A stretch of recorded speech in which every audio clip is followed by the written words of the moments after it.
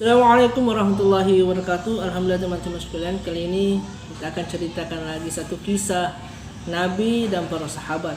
Namun sebelumnya jangan lupa like, share, kemudian follow akun ini, kemudian beri komentar yang terbaik untuk kami, untuk perkembangan kami ke depannya bersama insyaallah.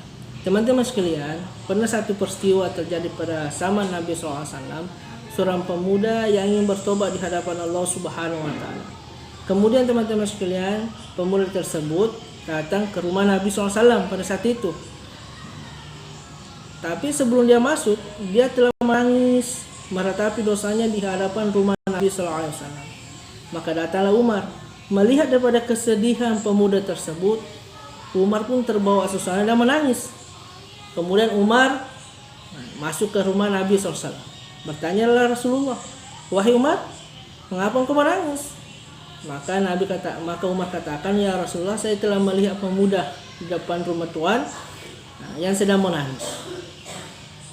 Maka Nabi katakan, "Wahai Umar, panggil daripada pemuda tersebut." Nah, masuk tadi ini pemuda di hadapan Nabi SAW. Ditanya, "Wahai pemuda, apa gerangan yang terjadi?" Beliau katakan, "Ya Rasulullah, sesungguhnya saya mempunyai dosa yang besar." Maka Nabi katakan, "Sesungguhnya ampunan Allah Subhanahu wa taala pun begitu besar." Maka pemuda katakan, "Wahai Rasulullah, sungguhnya dosa saya ini lebih berat daripada 7 lapis langit dan 7 lapis bumi." Nabi SAW membujuk, "Sesungguhnya ampunan Tuhanmu jauh lebih besar daripada itu." Nabi katakan, wahai pemuda, apakah dosamu lebih besar daripada arasnya Allah Ta'ala? Lebih berat daripada arasnya Allah Ta'ala? Katakan, "Ya, dosa saya jauh lebih berat daripada arasnya Allah Ta'ala." Dengan daripada hadir yang mulia, kebingungan, heran, penasaran juga, Nabi SAW katakan, membujuk pemuda tersebut, "Wahai pemuda, coba ceritakan, apa sebenarnya dosamu yang begitu berat itu?" Dengan terbata-bata, tertati-tati teman-teman, seorang pemuda tadi telah menceritakan dosanya kepada Nabi SAW. Maka, "Ya Rasulullah, sesungguhnya dosa saya ini begitu besar. Saya telah menggauli daripada seorang mayat gadis." Mendengar dari perkataan ini teman-teman sekalian, maka Nabi SAW telah melompat menjauh, kemudian mengusir daripada pemuda tersebut. Karena begitu besarnya, Pak. Perbuatan dosa yang dibuat pemuda ini bukan satu kali, tetapi sudah selama 7 tahun. Ketika ada mayat yang meninggal, Bapak Timur, ada mayat, meninggal teman-teman sekalian, kemudian setelah itu dia menggali pada kubur tersebut, kemudian menggaulinya.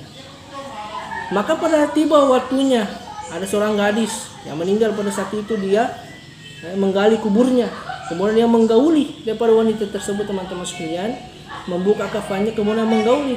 Maka kuasa daripada Allah Subhanahu wa taala, mayat perempuan tadi mampu dibicarakan oleh Allah Subhanahu wa taala, menuntut daripada hadir yang mulia pertanggungjawaban daripada seorang pemuda yang menggaulinya tadi.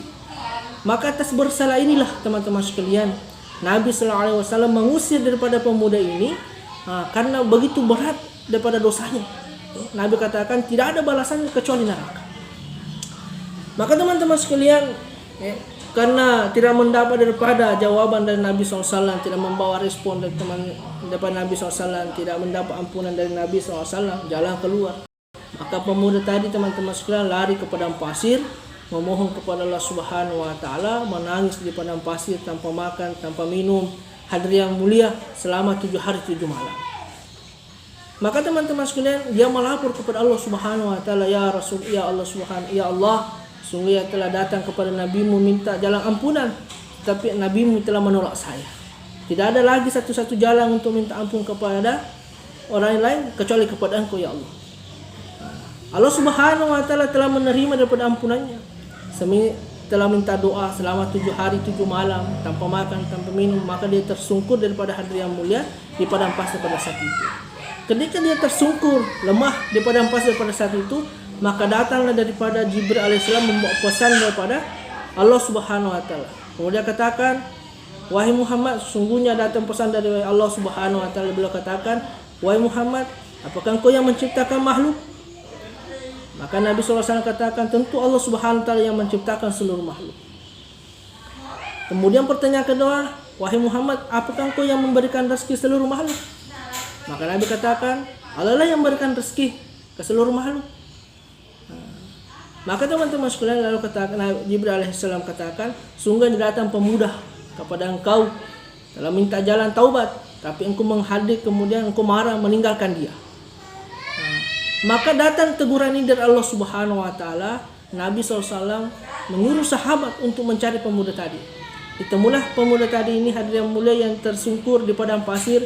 Kemudian dibawalah di hadapan Nabi SAW pun dalam keadaan sholat. Pada saat itu Nabi SAW sholat dan bersama sahabat. Kemudian berdiri di belakang para sahabat, teman-teman sekalian, mengikuti sholat berjemaah. Setelah Nabi SAW membaca surah Al-Fatihah, kemudian membaca surat yang dimana ayatnya Bapak hadirin sekalian, teman-teman sekalian, Nabi SAW sampai ayat hatta surtumul makabir. Maka dengan begitu mendengar ayat tersebut yang dibaca oleh Nabi SAW, maka pemuda tadi tersungkur berteriak, kemudian meninggal dunia. Maka teman-teman sekalian, Nabi kabarkan bahwasanya tobatnya pemuda ini telah diterima oleh Allah Subhanahu wa taala.